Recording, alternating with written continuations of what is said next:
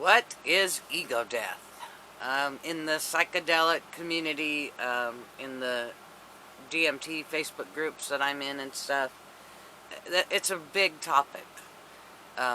What is it? Is it necessary?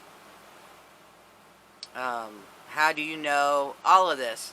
And what I really learned from reading about it, and I think from my own experience, is it's different for everybody. I don't think there is one thing. I think it's the same as with anything DMT related. It does what you, the character, needs. If you need ego death, then you'll have it, and you'll feel you had an ego death.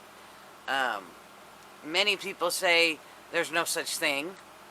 You can't live without an ego. Other people say you need to have the ego death in order to have true enlightenment.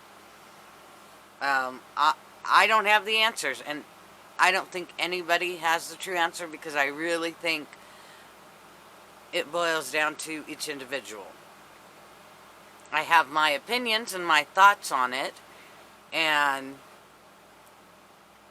that is that I don't necessarily think it's an ego death. I used to, and the truth is, I had an ego death, what many people described as ego death, while on DMT or psychedelics. I had that 4 years ago while on nothing. I just woke up one day and kind of knew it was happening, and cried all day, and really what it did, and what I think, I called it ego death for a long time, except I remember telling a friend, I don't think it completely died. It just shrunk all the way down, and now it's just some, like, puppy dog in my big toe or something like that. And as I've matured and grown and gone through other things, and as I read other people's experiences of ego death, I actually think that's what it is. I don't think that it ever truly goes away, and I don't think it has to. Ego, I think, is part of us as being humans. The problem lies when ego controls things, and that's how most of us have lived our lives, with our ego controlling things, our ego being attached to things. That's the biggest thing that came from what I call my ego death that 4 years ago, was that attachment went away for the things that always defined me. I still appreciate them and can still enjoy them, but in a totally different way. But I'm not attached to it anymore.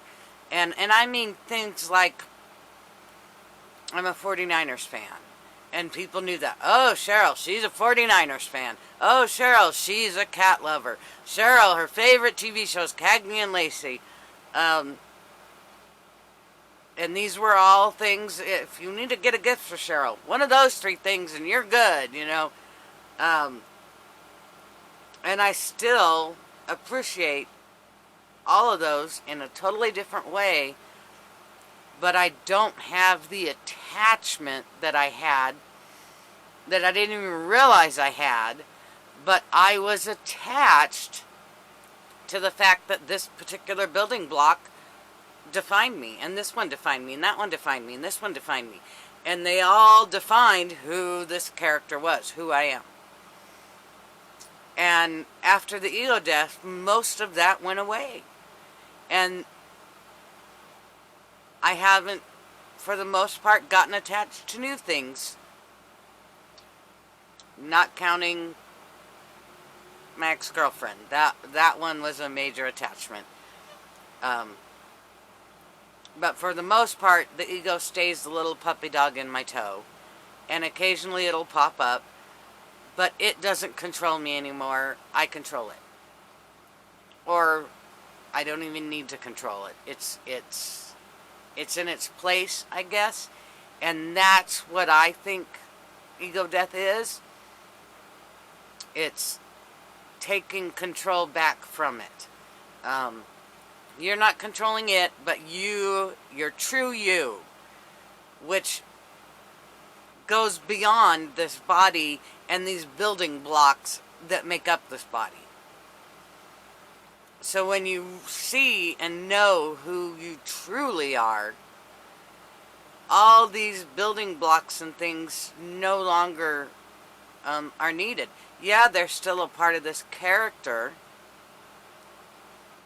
Some are, some aren't.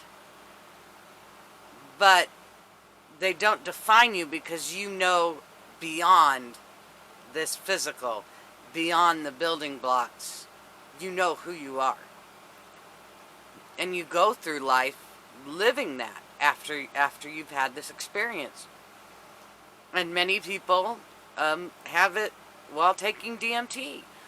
For me, because I had it 4 years ago, when I took the DMT, both times, and when I took the 5-MeO, ego wasn't even a part of it.